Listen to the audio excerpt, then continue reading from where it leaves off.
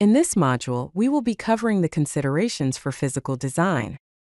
We will discuss topics like layout, routing, and manufacturing constraints. This module belongs to the broader subject of digital logic and design. Physical design is the process of transforming logical circuit descriptions into physical implementations on silicon chips. The objective is to account for real-world constraints and manufacturing requirements. There are three key aspects to physical design. They are layout design, routing, and manufacturing. Let us understand the layout design fundamentals.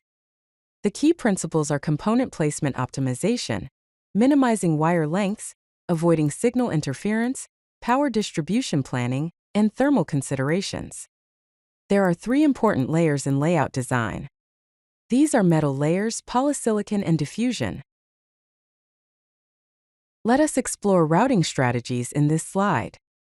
There are three routing methods: global routing, detailed routing, and clock tree synthesis. Global routing is a high-level path planning across chip regions. Detailed routing is the precise wire placement within routing channels.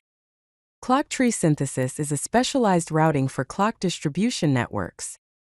Some of the challenges in routing are timing constraints, routing congestion, and signal integrity. Here, we will be diving deep into manufacturing constraints.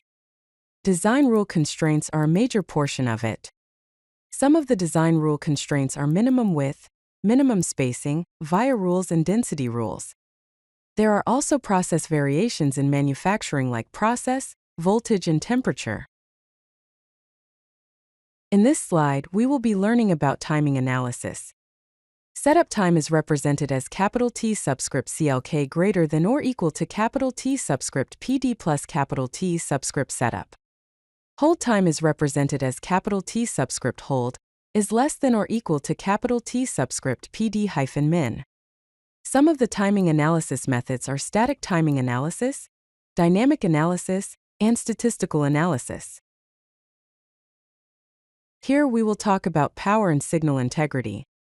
In power distribution, we have things like IR drop, electromigration, power gating, and decoupling capacitors.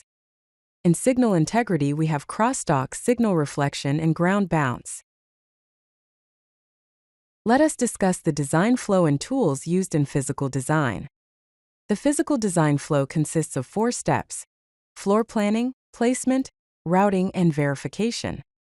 Some of the electronic design automation tools used are Cadence, Synopsys, and Minter Graphics. Sign-off analysis are also an important part of it. Design rule checking, layout versus schematic, timing, and power verifications are checked as part of the sign-off analysis. If you like this video, hit that like button and don't forget to subscribe. Visit codelucky.com for more such useful content.